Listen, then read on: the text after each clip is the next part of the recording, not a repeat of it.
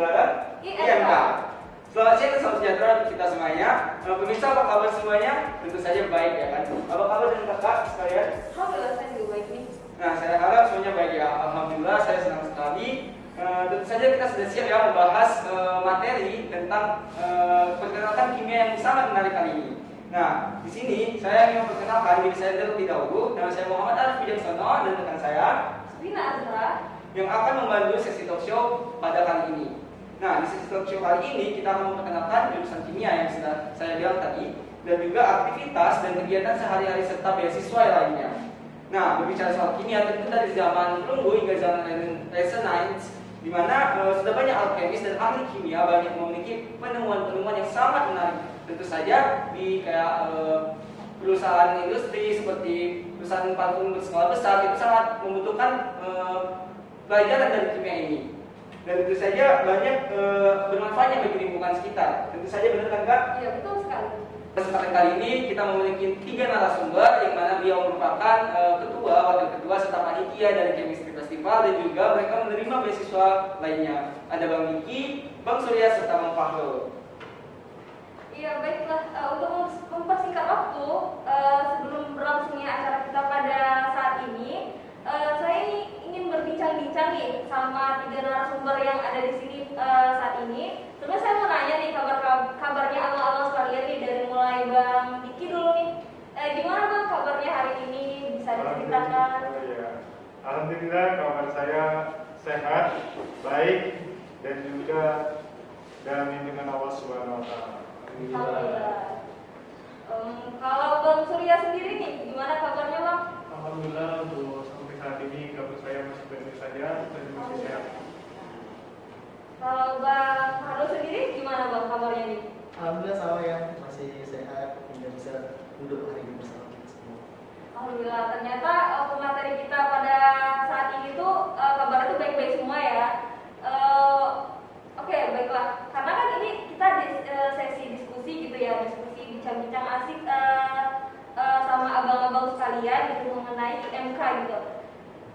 Yang pertama tuh saya mulai di pertanyaannya tuh basic dulu nih abang-abang ya.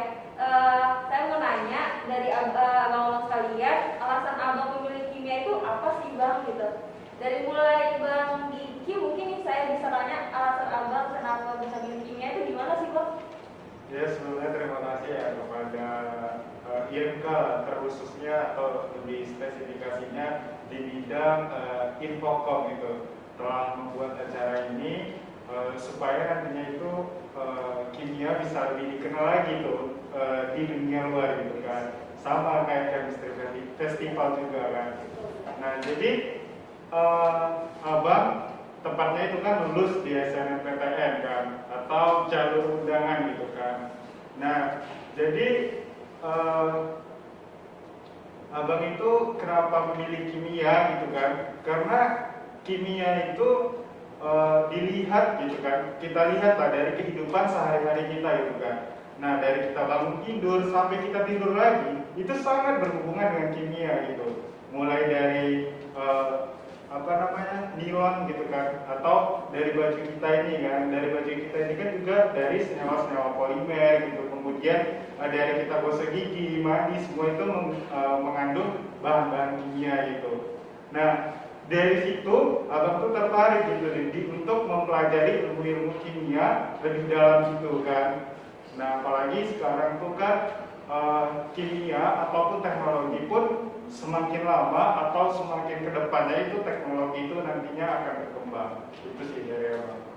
Oke Bang, terima kasih nih Bang jawabannya. Tadi kan abang ada bilang nih, abang tuh lulus dari jalur SNMPTN ya tadi ya Bang, kalau nggak salah tuh jalur undangan gitu kan. Gimana sih perasaan abang saat itu saat tahu nih saya lulus nih SNMPTN di kimia USU gitu? Gimana tuh Bang perasaannya saat itu gitu? Bisa diceritakan singkat dong? Iya, terima kasih ya kepada MC itu. Perasaannya itu sangat excited gitu kan, sangat kagum gitu, sangat sedih, terharu, bahagia gitu kan, semuanya tuh bercampur aduk menjadi satu gitu. Nah, jadi pas itu saya melihat abang melihat gitu kan, supaya lebih dekat aja ya kan, abang melihat itu pas di rumah gitu kan, sementara teman-teman abang tuh udah buka pas di sekolah gitu, abang di rumah karena abang tuh bukannya pas setelah sholat maghrib gitu kan. Nah gitu kan. Nah setelah itu pas dibuka gitu kan, apa ya? Senang mas. Senang pasti, senang itu pokoknya nggak bisa berkata-kata gitu kan.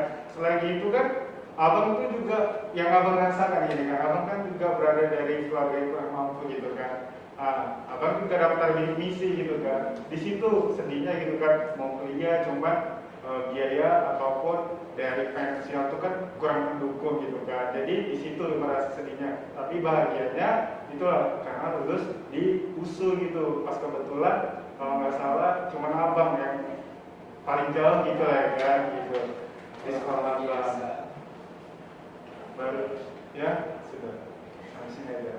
Kalau misalnya saya tanya lagi kayak Bang, tadi kan abang pilih kimia tuh, excited lah ya kan kalau udah lulus tuh. Kalau boleh tahu tuh kebetulan tuh kimia pilihan keberapa tuh Bang? Nah jadi kebetulan gitu nggak tahu lah entah rezeki atau entah emang diluluskan gitu kan. Itu pilihan pertama itu dan nggak tahu juga kenapa gitu bisa dari luar provinsi Sumatera Utara dan abang kan dari provinsi Jambi gitu kan. Nggak tahu juga kenapa bisa lulus gitu, entah mungkin rezekinya juga di sini. Dan dari SMA pun juga nggak kepikiran bahwasanya bisa kenapa juga mendaftar di Universitas Sumatera Utara gitu. Tapi pas udah ada kakak tingkat yang satu SMA juga gitu, jadi beliau lah yang menyampaikan informasi seputar USU gitu. Jadi lebih tertarik juga di situ.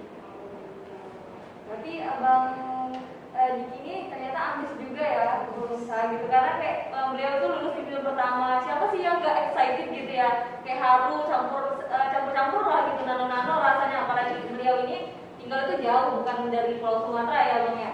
Bukan di luar Pulau Sumatera itu, di luar kan?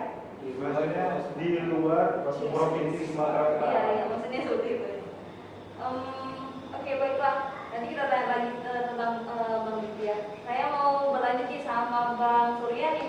Dengan alasan abang memilih kimia itu seperti apa? Kenapa sih Bang kok bisa milih kimia gitu? Oke, terima kasih. Kalau berbicara mengenai mengapa memilih kimia, berarti kita udah bercerita tentang pengalaman pribadi. Kalau pribadi saya pengalaman kenapa mengambil kimia, yang pertama ini agak cerita sedikit. Memang awalnya saya nggak ada niatan untuk kuliah, tapi karena memang dulu saya ini orang yang agak berprestasi sedikit di sekolah di SMA masa itu, jadi ada dorongan-dorongan dari guru dan kawan-kawan yang lain. Terus pada saat itu juga nilai saya untuk kimia memang dibilang di atas rata-rata untuk nilai kimia semua.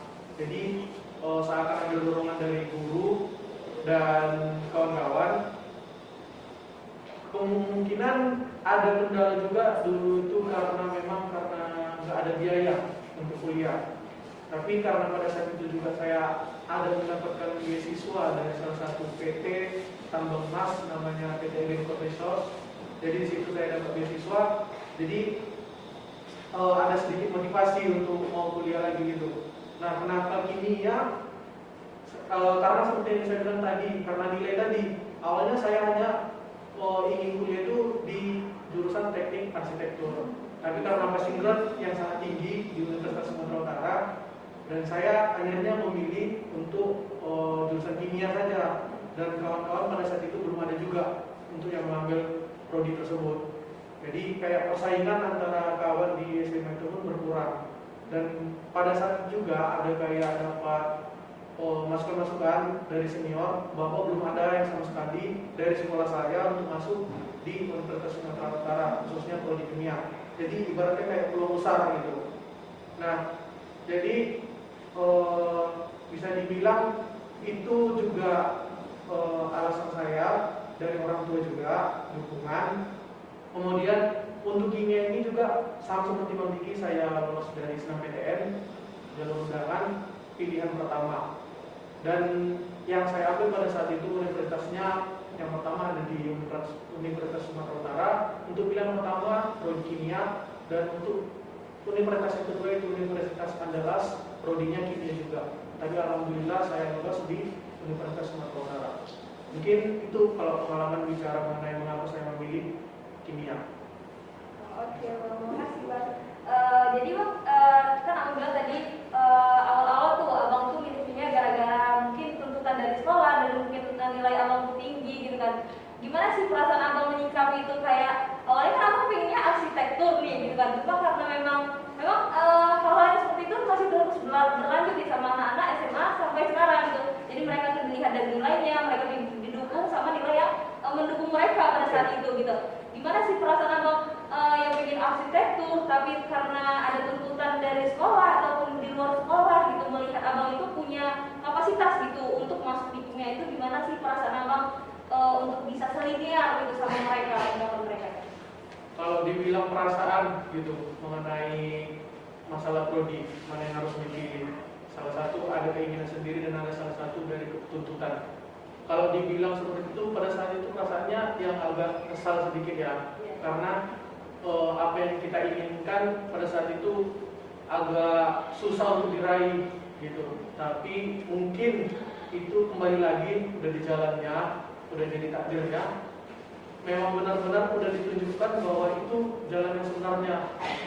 Jadi ibaratkan rasa kesal kita itu udah terbayarkan dengan ganjaran yang bagus gitu. Walaupun ada paksaan dari orang, ternyata efeknya tidak selalu negatif dari orang. Berarti bisa kita simpulkan, kita bisa menerima pendapat orang-orang, tapi ambil dari sisi baiknya, jangan ambil sisi buruknya.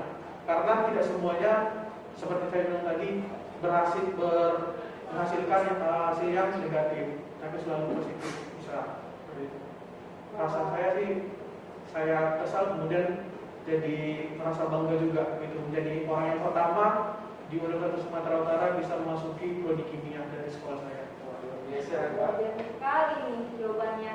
Karena ini kegalauan seperti ini masih terus berlanjut ya kan Bang, sama anak-anak SMA yang mungkin masih milih jurusan galau, dituntut ini, nilainya harus yang tinggi ini gitu ya kan Bang. Berarti saat ini Abang istilahnya sudah berdamai gitu sama pilihan yang sekarang gitu ya, udah ngerasa nyaman juga di sini mungkin ya.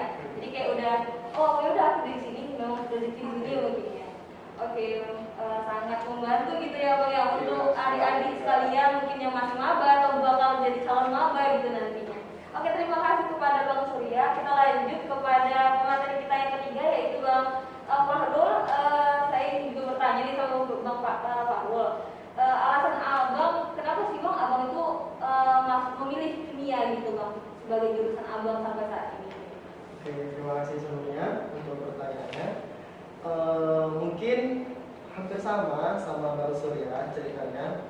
Dulu tuh nggak pengen di jurusan kimia, ngambis juga di pokoknya aku harus keluar Sumatera Utara. Mungkin prinsip anak Medan ya, kayaknya apa sih aku di sini aja gitu. Pokoknya aku pengen ke Medan terus dengan kawan-kawan mungkin yang abang-abang senior yang ke Medan. Jadi pokoknya aku harus ke Jawa gitu dulu. Nah tapi karena kembali lagi seperti cerita Bang Surya juga sama saya alami, melihat dan menimbang nilai kimia juga sama di SMA itu lebih dominan daripada mata kuliah lain, mengingat saya IPA jadi harus fokusnya kan ke kalau undangan itu kan jurusan yang saintek gitu kan, karena saya IPA gitu. Jadi makanya waktu pemilihan atau pendaftaran jalur undangan sampai tadi kayak bingung juga sih sebenarnya. Jadi minta saran dari wali kelas, dari guru bina studi kimia sendiri menyarankan untuk ambil prodi kimia aja. Dan kebetulan guru prodi kimia saya itu lulusan kimia USU, jadi katanya ya udah coba di situ aja. Terus juga dari beberapa cerita-cerita dan ada juga alumni dari sekolah saya di sini yang di 2016. Jadi kayak katanya peluangnya lebih besar karena ada alumni yang udah masuk di sini gitu. Jadi ya sebenarnya ini jujur ya, sebenarnya nggak terlalu berharap banyak lulus undangan karena memang dari awal tujuan saya bukan masuk kimia gitu kan. Ngambil undangan karena memang harus milih IPA salah satu. Jadi ya udah ambil aja kimia USU. Pilihan keduanya di Unimed, di Unimed tapi kimia juga. Jadi ya begitulah mungkin rencana dari Yang Maha Kuasa, tiba-tiba lulus gitu di undangan kimia USU.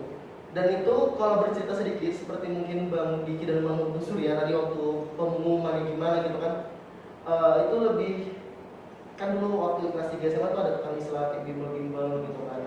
Saya bimbel tuh pas udah masuk intensif tuh ngambil yang IPS malah tanpa sepengetahuan orang tua. Kan biasanya kalau ini intensifnya harus IPA gitu kan. Saya beranikan diri tuh lah lintas jurusan gitu, pada saat itu. Tapi ternyata ambis ngambil jurusan hubungan internasional, UB lovers, Brawijaya lovers pada saat itu, jadi udah pokoknya harus bulat ngambil IPS, lulus tak lulus itu urusan belakangan.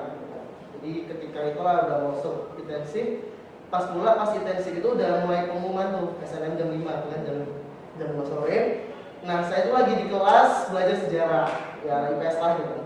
Jadi saya nggak buka, akhirnya lulus gitu.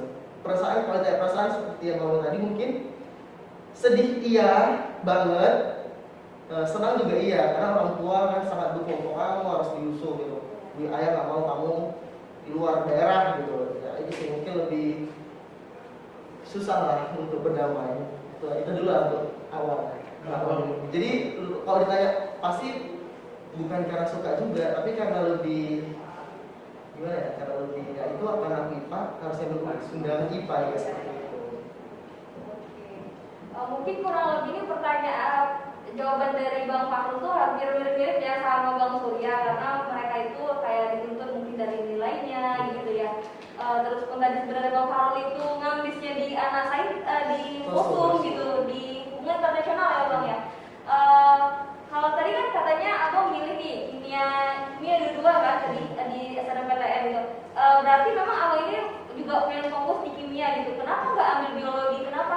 Selain dari alasan yang namanya nilai atau passion yang lain gitu, kan bisa-bisa aja gitu kita ngambil pilihan keduanya itu selain kimia gitu kan. Dan saya lihat tadi bilang itu satu kimia USU dan kimia UNIMED ya kalau nggak salah. Itu kenapa tuh bang ngambil kimia dua-dua gitu? Jujur kan memang nggak tahu lagi mau ngambil apa. Oh, gitu. Karena memang kayak itulah nanti kan kita nggak tahu ya kan rezeki kan. Memang dari awal kayak ya udah pokoknya aku ngambil ini yang penting untuk mendaftar aja gitu ya. Lulus nggak lulus ya itulah kita nggak tahu dibaliknya gimana. Ngambil UNIMED alasannya karena dekat rumah, USU karena memang paling bergengsi dong di Sumatera Utara dan orang tua lebih prepare ke USU gitu. Jadi ya udahlah kita ikutin dan guru-guru juga bilang apa yang UNIMED pertama ya harus USU gitu kan karena kalau untuk yang berbicara Maudi kan lebih bagus USU gitu. Makanya ke situ dan nggak ada alasan spesifik sih kenapa harus kimia karena memang jujur ya nggak tahu lagi mau berapa. Berarti nih yang paling seneng nih kayaknya ibunya dari Bang Fahrul nih karena Fahrul pengennya di USU banget gitu. Katanya tuh paling bergengsi gitu ya di kota Medan gitu ya. Kalau Bang Fahrul sendiri gimana gitu lihat HIku itu kayak impianku gitu udah hangus gitu kan udah mengejar SBMPTN gitu ya udah dipersiapkan gitu kan ibarat capek-capek lintas jurusan belajarnya dapat saintek juga di luar itu gimana tuh Bang capeknya struggle-nya melihat pengumuman itulah yang bercampur gitu antara senang sedih atau gimana gitu Bang? Yang pasti sedih. Saya ingat kan keluar les itu malam ya kan pengumuman jam 5 tapi saya buka itu udah mau maghrib saya baru buka pengumuman. Orang yang pertama saya kabar itu ayah saya karena dia memang lembut banget dan dia tuh senang dan masih ingat ekspresinya dia lagi di jalan dan dia langsung share tuh di grup keluarga anakku lulus undangan besar orang tua. Terus bagaimana dengan struggle HI gitu? Untuk pertama kali sampai di semester 2 di kimia saya masih belum bisa berdamai dengan hati saya masih ngambil semuanya aku harus keluar meeting pokoknya nggak tahu lagi walaupun udah tahu orang tua pasti bilang enggak gitu. Jadi ya tetaplah berusaha tapi yang namanya saya juga manusia ya ada rasa malas karena udah ada dokter bahwa saya udah lulus di kimia jadi kayak udah mulai perlahan gak ikut les lagi gitu di intensif IPS tadi. Tapi kalau ada tryout gitu kan masih dulu banyak tuh tryout gitu kan saya selalu ikut dan tapi ngambil yang sosum dan selalu nyoba ke HI Brawijaya gitu kan belajar juga gitu. Nah pasti kalau ditanya ya pasti masih belum bisa berdamai jawabannya ya itu tadi sampai semester 2 masih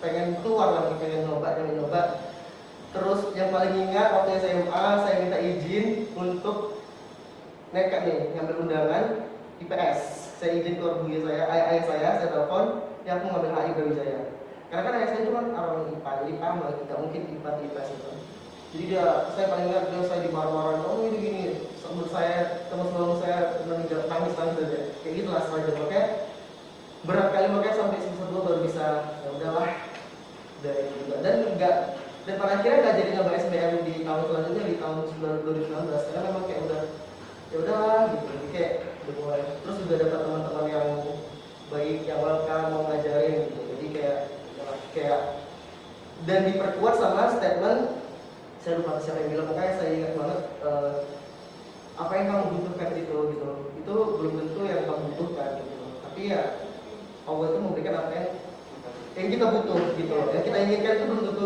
bagus gitu ya, jadi kayak mulai dari situ kayak mulai bisa memberikan.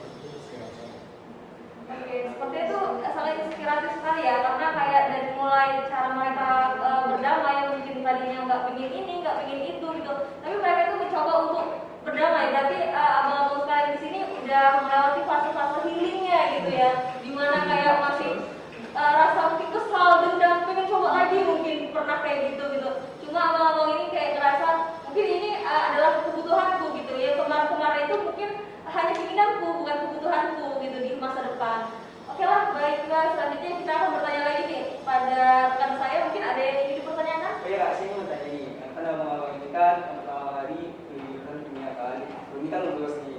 Nah, bagaimana masa-masa PKKMB abang selama offline kan, adik-adik ini kan sekarang PKKMB online kan, ada nggak masa-masa yang terindah, terkenang, terkonyol gitu masa-masa offline gitu? Boleh diceritakan kan Bang Diki dulu lah. Ya, terima kasih kepada MC. Nah, jadi pas masa kita sama masa 2017 itu kita itu hanya datang pagi tuh ya, jam 8 atau nggak salah tuh saya masih ingat jam 8. Pertama, kalau pada hari pertama kan biasa PKKMB itu ada 3 hari kan. Hari pertama pembukaan di stadion ini, kemudian lanjut setelah kita ke stadion gitu kan, baru kita ke auditorium gitu, yang khususnya MIPA tuh, audit. Nah, dari situlah, setelah di audit, pokoknya di situ kita hanya mendengarkan materi saja ya. Duduk, istirahat, sholat, makan, nanti dengarkan lagi sampai jam 4. Segitu terus setiap hari, dari hari pertama, hari kedua, hari ketiga, dan hari ketiga itu pun cuma misalnya kayak jurusan kimia gitu kan, tampilannya apa gitu, ada nanti jurusan fisika yang ditampilkan itu apa gitu, dan itu pun perwakilannya kebanyakan hanya 1 orang gitu, misal kayak contohnya ya nyanyi gitu, ya udah kan 1 orang cuma kan nyanyi, ya udah berarti dia perwakilannya gitu. Berbeda sama tahun-tahun sebelumnya gitu kan, mungkin di tahun kalian pun juga atau 2019, 20, 21 itu mungkin berbeda, mungkin karena ada yang online ya kan, 2020, 2021 itu online. Ya sama juga mungkin ya kan, mendengarkan materi aja gitu. Itu aja kalau dari saya. Tapi kan Bang, offline sama online itu kan beda nih. Online itu kayak dulu aja gitu, kadang ada yang ketiduran, kadang ada yang ngapain gitu kan. Kalau offline itu kan mungkin ada keseruannya masing-masing kan Bang. Mungkin ada keseruan apa gitu. Abang ingat nggak kira-kira Bang masa itu? Nah, kalau itu mungkin jargon kita sama, mungkin jargon IMK gitu kan. IMK Jaya, kimia Jaya gitu kan. Nah, baru nanti kimia rajanya MIPA gitu. IMK Jaya itu mungkin itu jargon dari IMK sendiri gitu. Kemudian kalau misalnya keseruan ataupun kayak yang baik-baiknya itu bisa kenal satu sama lain gitu kan. Kalau kalian online kan palingan cuma hanya melalui chattingan gitu kan, Zoom gitu kan. Tapi kalau misalnya pas di zaman kita itu datang gitu kan, palingan apel sebentar untuk ngabsen gitu kan. Dan disitulah kita jumpa teman-teman, siapa nih yang belum datang gitu, siapa nih yang belum datang, kenalan yang baru gitu dari daerah yang berbeda-beda, ada dari Pulau Jawa, Kalimantan, Sumatera.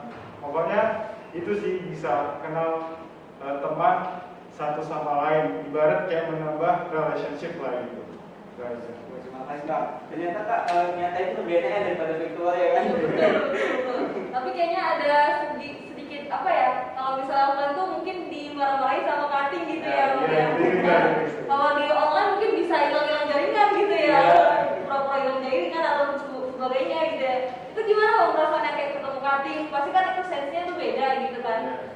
Entah kita takut jadi kayak terlalu hormat gitu, tapi mereka juga nggak pingin ya dihormati yang gimana-gimana, yang cukup, yang penting kita tuh menghargai mereka gitu. Gimana tuh perasaan Abang kayak ketemu cutting yang katanya cutting itu dominan killer gitu saat ospek, apalagi kalau misalnya PKKMB gitu Bang, gimana itu Bang? Nah iya, ini mungkin banyak sekali perspektif ataupun mungkin doktrinan gitu kan dari abang-abang sebelumnya kuliah gitu kan. Bisa kalau kuliah itu nanti seniornya galak-galak gitu, killer-killer, dimarah-marahin gitu kan.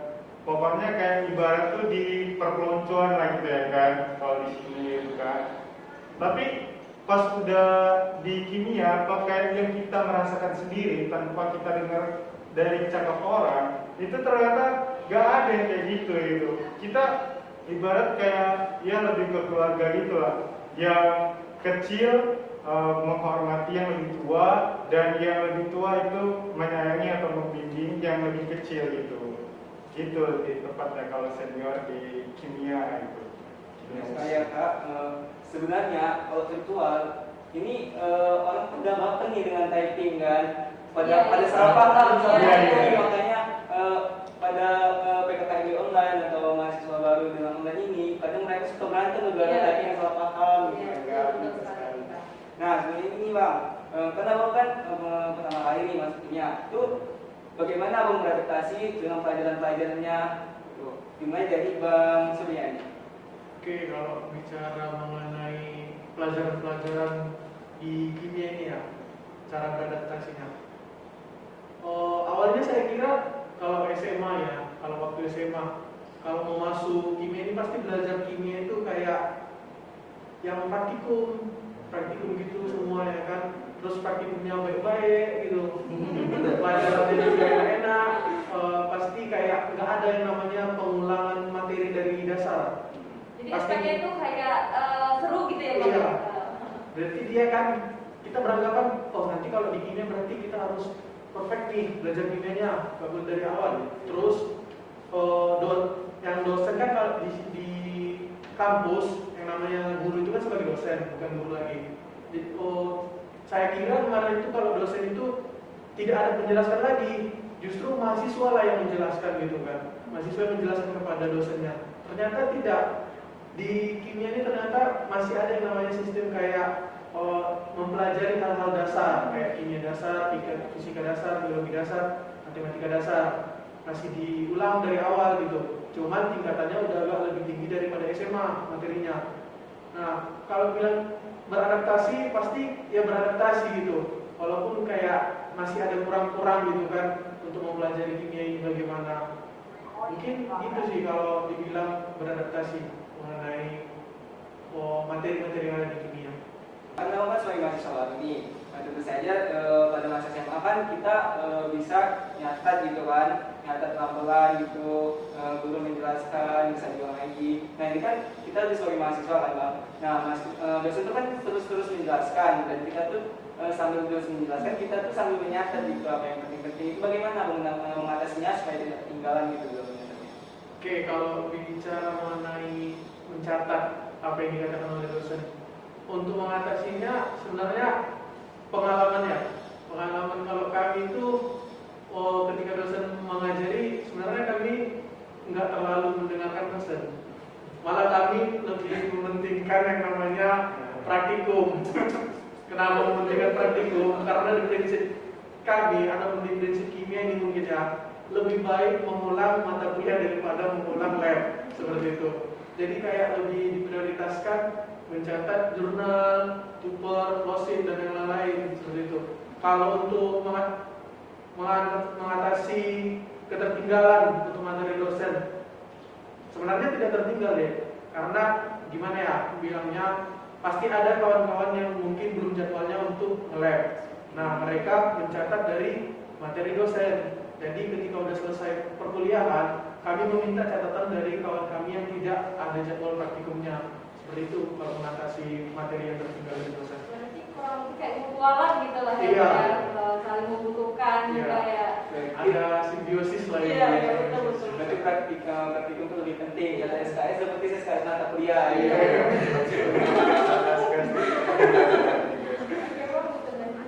Struggle abang tuh pas masuk kimia itu seperti apa bang? Entah memiliki struggle yang seperti labnya, atau gimana itu, entah waktu-waktu tidurnya, masa tidurnya itu seperti apa bang? Dimulai dari bang Empat bang. Kalau dibilang struggle, kayak dibilang Bang Surya, karena kimia pasti struggle-nya banyak di lab. Pertama awal-awal memang karena berubah semuanya, baik jam biologis kita gitu harus mengerjakan biologia, jadi kayak pertama tuh kepler banget, dan sebenarnya sampai akhir pun juga masih kepler. Saya pribadi ya, kita nggak bisa menyamakan semua orang juga. Jadi benar-benar kayak, aduh ini aku harus gimana, ini aku belum siap harus gimana gitu. Jadi kayak seperti itulah. Tapi struggle yang saya lakukan ya udah tetap bertahan, jalani aja. Prinsipnya kayak tanamkan dari dalam diri tuh, ya udah aku bisa, ini pasti lewat, hari pasti selesai, ya benar selesai gitu kan. Apapun hasilnya ya udah gitu. Dan struggle yang paling diingat itu ketika harus bangun. Jadi kayak HP handphone kita tuh kayak benar-benar berfungsi gitu loh.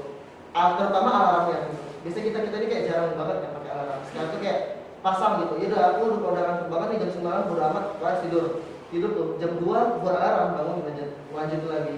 Jadi kayak kebiasaan-kebiasaan yang biasanya nggak pernah kita lakukan, setelah di kimia ini terlakukan gitu. Jadi kayak itu lebih ke jam biologis, terus perjuangan kesehatan juga makan gitu, makan yang kayak udahlah nggak usah makan lah, yang penting masuk lab aja dulu gitu. Makannya pas sudah siap lab aja baru beli gorengan. Itu kayak benar-benar lu belum makan, kau belum makan siang tapi pulang lab itu udah makan goreng-gorengan, sos yang nggak jelas, minuman orang. Sebenarnya itu nggak baik, tapi ya nggak mau munafik, itu terkadang enak gitu kan. Nah, jadi itu yang paling banyak lah berubah dalam diri. Terus sisi kebersihan juga, mungkin kalau kalian offline sekarang mungkin saya rasa di depan tuh udah banyak ngemper, nulis jurnal, jadi baju kita tuh baju lab itu kayak jorok gitu. Saya jujur sekarang ya seminggu lebih nggak cuci-cuci karena kayak udah lah juga jorok juga gitu. Mungkin lebih struggle itu lah, banyak kebiasaan yang nggak saya expect di awal, apalagi tadi saya bilang nggak expect bakal masuk sini, jadi kayak lebih mungkin abang-abang yang pengen masuk kimia mungkin kayak udah expect lagi gitu bakal seperti itu. Tapi ya saya kayak bener-bener aduh aku harus gimana, aduh bingung gitu. Jadi ya itulah, mungkin lebih bisa menanamkan dalam diri, udah masih bisa, saya udahlah apapun hasilnya terima gitu. Jadi apa yang melakukan try my best aja lah gitu. Berarti kayak rasa itu culture shocknya kali Banget ya. kalau pesawat gitu. Wah biasa. Tapi kan bang, abang pernah nggak sih merasa insecure sama teman-teman abang yang kita gitu kan? Kadang kita tuh harus menargetkan IP kita tuh berapa pas masuk awal. Pernah nggak sih bang kayak gitu? Kalau kan bisa jadi ketawa nih. Jadi kalau dibilang insecure sangat sering ya deh dibilang insecure gitu loh. Karena kayak teman-teman sini kawan-kawan tamu beda-beda juga kemampuannya kan. Ada yang cuma bilang Jastar kelas aja jelaskan gini tuh harus dapat tuh. Saya benar harus, saya tipe orang kayak jelasin satu gini kayak insecure pasti. Apalagi saat responsi teman satu partner lulus, saya nggak lulus, paling rendah nanti disebutkan ke kasurnya bisa ya kalian satu partner beda gitu. Jadi kayak jadi dibilang salah partner juga enggak, tapi masa yang bodoh gitu. Jadi kayak pasti lah kalau dibilang insecure itu pasti ada gitu kan. Terutama saat IP ya, semester 1 itu kita jujur aja nih IP kami kelas 1 2,9. Jadi kayak artinya baru awal semester 1 udah dihadapkan sama IP yang di bawah 3, di mana expect orang tua itu IP itu harus 3 itu baru pintar. Itu kayak udah aku tuh yang kemarin yang cepat-cepat keluar dari kimia kayak langsung ayo keluar. Jadi kayak kalau dibilang insecure udah sering kali lah, jangan tanya sih gue itu. Berarti kesimpulannya itu kan kalau insecure itu pasti ada tuh di setiap Pasti, orang pasti. sebenarnya. Kayaknya Pasti. kita juga sering sih kayak gitu ya. Jadi kayak kalau kita insecure pasti ada itu kurang lebih. Biar sebenarnya insecure itu berguna sih untuk kita, Iya. untuk bisa perbaikan diri, untuk bisa koreksi diri gitu ya bang. Baiklah, menurut saya kan bang, padahal nih kita nih kan melihat teman-teman kita tuh, mereka tuh pernah waktu SMA nih meraih medali emas seperti waktu SM dunia kan. Nah itu gimana sih abang pendekatannya untuk bisa memanfaatinya untuk mengajari kita gitu seperti itu bang? Kalau dibilang teman-teman yang pandai gitu, sebenarnya nggak ada trik-trik khusus gitu, karena kan niat kita memang pengen berteman ya, gitu pasti saling menguntungkan gitu. Artinya kayak ya percaya aja kalau semua orang punya kelebihan, suatu saat dia pasti butuh kita gitu loh, dan kita pasti butuh dia gitu. Jadi kayak nggak ada harus cari muka dua harus jalan, enggak sih. Kalau saya pribadi mungkin nggak seperti itu, dan alhamdulillah gitu, teman-teman saya yang pandai itu kayak jadi welcome juga dan mau mengajarkan gitu. Jadi kayak nggak ada trik khusus ini, jadi mungkin lebih kayak be yourself aja, jadi dirimu aja gitu. Kadang kesel nggak sih bang? Kadang ada yang suka main sendiri, main tunggal dong. Enggak gitu ya, nama istilahnya. Enggak asli ya Kalau kalau ya. tunggal, Bang Surya atau Bang Diki bisa dijelaskan? Saya no comment kok. Mungkin Bang Diki atau Bang Surya? Mungkin tanggapan abang-abang Iya. aja gitu, kayak punya teman gitu ya, punya teman kayak Pernah dia nggak? nggak pernah ngajak-ngajak nih Iya kayak pernah nggak gini. merasa kesel gitu? Kesel Dalam sama orang hati. itu gitu. Sebenarnya kalau misalnya kalau kita kesel itu pasti kan, kita kan nggak pernah kayak gitu kan, pasti kesel. Cuman di satu sisi nanti misalkan ada nih kan, misal dalam satu partner itu ada 6 orang gitu kan, misal satu orang inilah yang dikatakan itu tunggal gitu kan. Nah nanti yang 5 orang ini pasti diskusi, "Ih, nengoklah nilai dia pasti kali gini, banyak kali yang cakap-cakap. Nah tapi dari situ kita diskusi, ayo kita nanti kalau misalnya nilainya yang rendah apa dia nilainya sendiri tinggi, kita suruh aja mereka ini atau dia yang sendirian ini ajarkan sama kita supaya nanti pas kita responsi atau apa gitu kan nilainya itu sama gitu, walaupun misalnya ada yang rendah ada tinggi tapi nggak jauh-jauh kali gitu, setidaknya membantu lah. Kalau misalnya yang dikatakan pintar ataupun yang pintar itu dikatakan tunggal, sebenarnya juga membantu. Cuman di satu sisi kita harus merangkul dia juga untuk di praktikum supaya teamworknya itu berjalan gitu. Enggak dia aja, enggak kita aja gitu. Jadi teamworknya dapat. Berarti kesimpulannya di kimia ini nggak bisa tunggal-tunggal Iya, gitu. Nggak pasti. bisa banget teman-teman, waktu kita tuh di kimia tuh nggak bisa tunggal-tunggal gitu. Yang ngerasa mau menang sendiri gitu ya, Bang, ya nggak bisa harus berprestasi sama-sama. Mungkin ya itu lebih kayak asyik kayaknya. Ya harus ada kerja tim bareng gitu yang buat. Betul, betul. Nah bisa nggak sih bang disebutkan pengalaman waktu lab offline itu gimana? Mungkin biar lab online ini tahu gimana sih saat offline gitu. Kalau dibilang pengalaman yang tidak terlupakan, semua. Kenapa saya bilang semua? Karena offline ya, setengah offline, setengah online kayak yang dibilang Bang Diki. Kalau saya ceritakan mengenai offline aja, kenapa semua? Karena saya bertanya, kenapa rutinitas saya setiap hari selalu begini? Mulai dari saya bangun tidur, saya harus menyiapkan mana yang belum selesai dari tadi malam. Terus paginya saya harus berjumpa dengan dosen, belajar, terus nulis juga jurnal di dalam kelas, terus ngapal.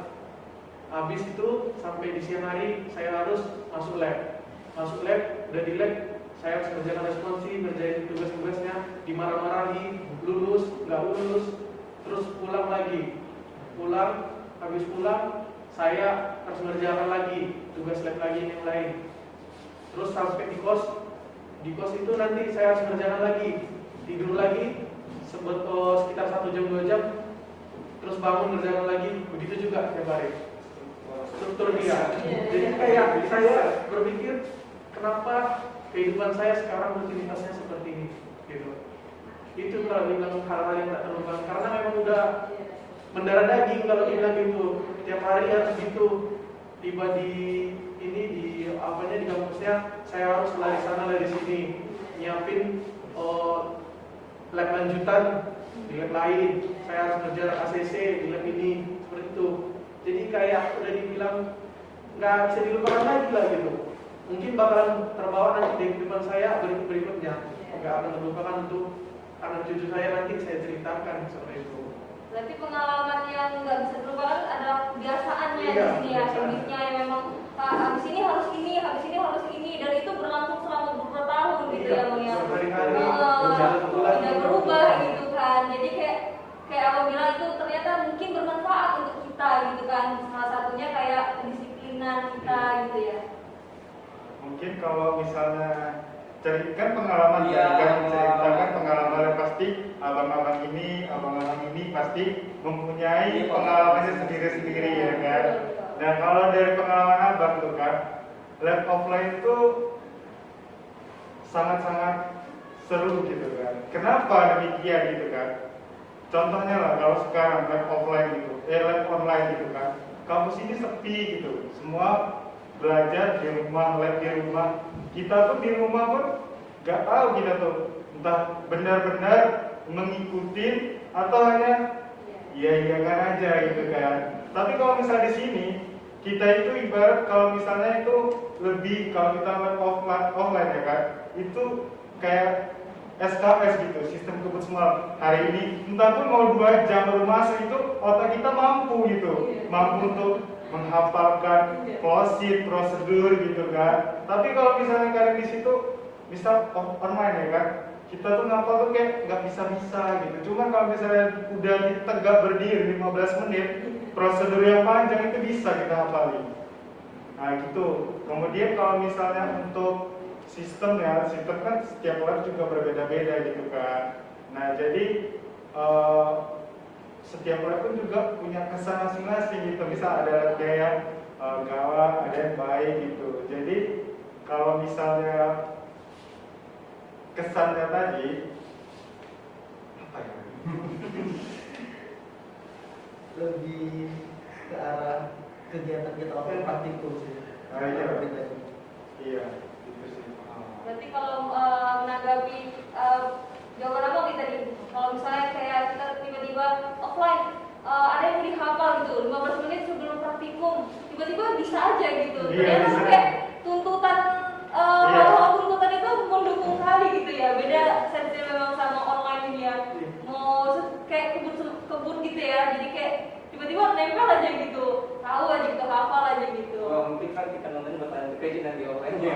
Banget banget ini bang. Iya, tapi kalau misal offline kan, kalau misal kita praktikum offline gitu kan, kita tuh satu partner nih kan. Kalau misal kita mau masuk tuh ada kan kayak misalnya di lab bab 4 tuh kan harus sama semua gitu kan pembahasan gitu kan. Nah di situ juga kita emang dapat gitu feelnya satu partner gitu. Di situ kadang bisa 1 jam atau 15 menit sebelum masuk kita sama-sama menyamakan jurnal gitu kan, cek perlengkapan alat, misalnya ini tanggung jawabnya jurnal, ini tanggung jawabnya closing, ini alat partner gitu, ini sampel. Jadi teamworknya itu udah terstruktur gitu, dan semuanya nanti pas udah dimasuk nanti kok ini ya, ini kok ini ya. Jadi praktikum pun lebih cepat dan lebih terarah gitu kalau misalnya offline.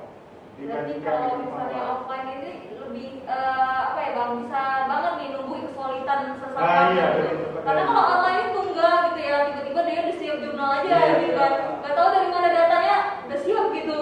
Iya. Yang lainnya ditinggal gitu, nggak ada bahas apa-apa. Kalau offline ini kayaknya, ayo nih bantu kamu bagian ini Iya, udah tatap muka gitu ya bang ya. Kalau online kak itu kadang di grup tuh kadang sepi, ada satu Iya, orang yang iya, ada satu orang gitu yang ya. mempedulikan, kadang Iya, iya, tidak. iya. Nah mungkin ada kak Supi yang ingin ditanyakan lebih lanjut. Oke, ini saya juga ingin bertanya nih, saya ambil alih nih. Saya ingin bertanya, sebutkan satu pengalaman kuliah yang paling nggak bisa dilupain di kimia ini khususnya untuk Bang Diki lah dulu. Pengalaman yang memang nempel banget gitu.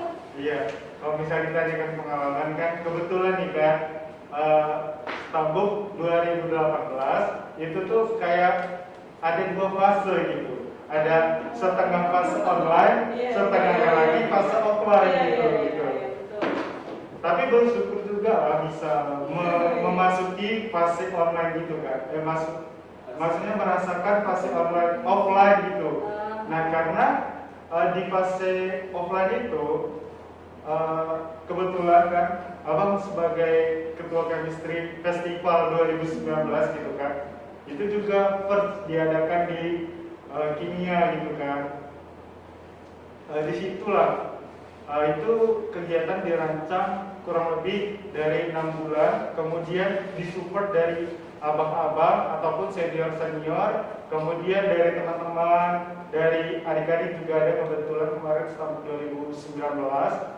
Disitulah kayak terjalinnya antara Stambuk ataupun dari alumni juga ada, terjalin gitu. Dari situ oh gini ya rasanya gitu kan. Misal kayak kenal alumni gitu nanti oh iya gini ya kenal alumni itu rasanya gini, kalau jumpa alumni gini gitu. Lebih banyak juga pelajaran yang kita dapatkan gitu kan. Kebetulan abang juga ketua, lebih baik di situ misalnya kan lebih banyak pelajaran, misal mau jumpain dekan tuh gimana, mau jumpain rektor itu gimana, lebih banyak belajar kayak di administrasinya, mau jumpain itu gimana, pokoknya itu sih pengalamannya. Oh berarti abang nih, tadi kan angkatan 2018 kayak ngerasa itu 50-50 gitu ya. Iya. Pernah ngerasain berbagai itu offline gitu, ngerasa kayak udah puasnya aku offline gitu kan, terus 50% itu kayak istirahat lah, istirahat di rumah ya. Maksudnya istirahat itu bukan istirahat yang gimana-gimana, at least tuh kayak nggak yang sampai ke kampus gitu kan, masih bisa ketemu keluarga mungkin. Nggak Jadi main gitu bisa. iya, betul. Jadi kayak 50% yang keluar sudah menghabiskan waktunya di kimia ini, 50% lagi udah ibarat disalahin diagak-agakkan sedikit gitu ya. Kalau Bang Farul sendiri itu gimana Bang? Pengalaman yang paling nggak bisa gitu dilupain kimia ini Bang? Kalau saya pribadi, pengalaman nggak bisa dilupakan dari setelah menjadi mahasiswa kimia nih, bukan tentang kimia, tapi setelah jadi mahasiswa kimia, setelah saya berdamai dengan diri saya, yang saya bilang sebelumnya, jadi saya oke lah masuk kimia gitu. Tapi aku pengen juga sebelum aku tamat dari kimia, sebelum aku dapat SSI lah, amin gitu kan, aku pengen explore jiwa-jiwa haninya gitu, hubungan internasional gitu kan. Saya itulah mulai ikuti banyak-banyak program tentang exchange gitu kan. Nah mungkin di suatu tahap semester 3 tahun 3 kayaknya, lupa, pokoknya 3 tahun 4 lah. Alhamdulillah lulus tuh exchange juga sih sebenarnya, lomba gitu lah, lomba ke Malaysia. Jadi kayak benar-benar kayak di situ bawa nama negara, bawa nama FUSU, nama kimia juga. Jadi kayak lebih senang aja gitu. Akhirnya kayak aku bisa loh. Karena itu acaranya kayak sejenis Aimun, tapi it's not Aimun. Jadi kayak kita tuh datang berbagai negara as delegate, jadi sebagai delegasi. Jadi benar-benar kayak merasakan anak HI banget gitu. Nah tapi konteksnya aku mengangkat kimia gitu. Yang aku perlombakan itu tentang KTI kimia. Nah berusaha untuk mendalami kimia, berusaha untuk mencintai kimia, akhirnya membuat suatu produk yang menurutku itu adalah oke lah. Mungkin untuk kancah internasional mungkin mereka masih awal, apalagi ini semua pesertanya HI banget gitu. Masih tentang politik, hubungan antara kemarin itu lagi panas-panasnya tentang pertemuan Bapak Kim Jong Un dengan si Donald Trump di Singapura gitu. Jadi bahasannya gitu terus, jadi kayak, nah aku mau memberanikan diri kayak aku mau bahasnya tentang kimia gitu. Nah, jadi di situ sih lebih pengalamannya. Jadi kayak udahlah aku udah berhasil, setidaknya berhasil gitu loh, menambahkan diriku udah mau belajar HI juga walaupun nggak full gitu kan sebagai mahasiswa HI, dan juga dapat nilai sebagai anak kimia gitu. Makin lama makin mencintai kimia gitu. Jadi disitulah ketika di Malaysia saya memperkenalkan, dan alhamdulillahnya kayak ibu jurusan, ibu Kaprodi, Bu Ucup kemarin tuh masih itu welcome banget, senang banget, kayak udah berangkat gitu sampai surat. Tapi kemarin tuh kendala itu bukan kendala sih, tapi lebih kayak dibilang Bang Surya sebelumnya anak kimia itu lebih penting lebih bagus ngulang mata kuliah daripada ngulang lab. Kondisi saya tuh masih lab offline kan. Jadi kayak aku pergi, dan itu juga kemarin itu adalah pas refreshing test nggak sih, di salah satu lab yang itu kayak refreshing kayak babak akhir dari perjuangan gitu. Tapi aku harus pergi loh.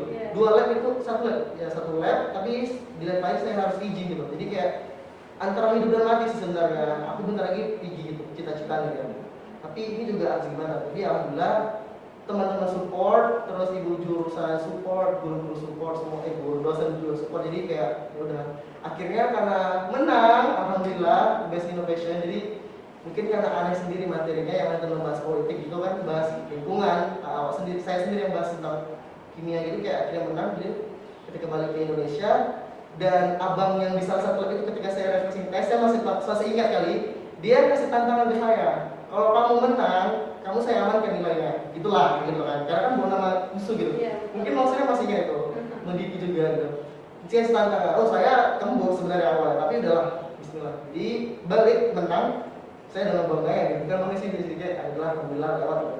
Jadi cuma nunjuk sertifikat, ini menang, udah aman gitu. Begitu juga dengan lab sebelum-sebelumnya, pas pula harus ngumpul-ngumpul jurnal jadi yang udah di ACC itu kan paling krusial, bang ACC gitu. Nah saya udah langsung ACC besar, jadi kayak itulah sih mungkin yang nggak bisa dilupakan gitu. Akhirnya kayak udah cukup lah HI-nya, fokuslah sekarang ke kuliah dan udah cinta sama kimia, jadi udah bikin pagi pulang tidur kayak semua kimia. Biasa ya, Iya, itu sih. Mantap sekali, inspiratif sekali ceritanya Bang Fahrul hari ini dan pemateri-pemateri kita yang lainnya gitu kan.